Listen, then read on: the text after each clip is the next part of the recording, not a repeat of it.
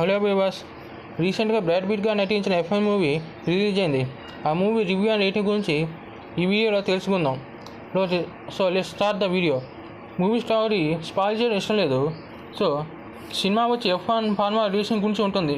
ఇందులో Brad Pitt గారు senior F1 రేసర్గా నటించారు.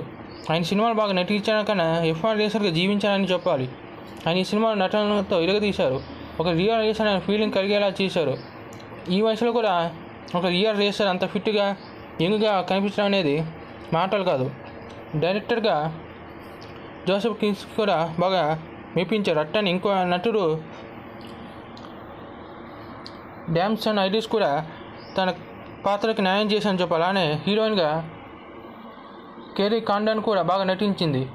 డైరెక్టర్ కసిన్స్కీకి 100కి 100 మార్కులు వేయాలి. టాప్ గన్ మేమిక్ తర్వాత ఇంకో సినిమాతో వచ్చి ఆ స్థాయి విజయాన్ని సాధించాలని చెప్పాలి. ఈ సినిమా చూసిన వాళ్ళు ఖచ్చితంగా మళ్ళీ చూడాలనే ఫీలింగ్ కలక్క మానదు.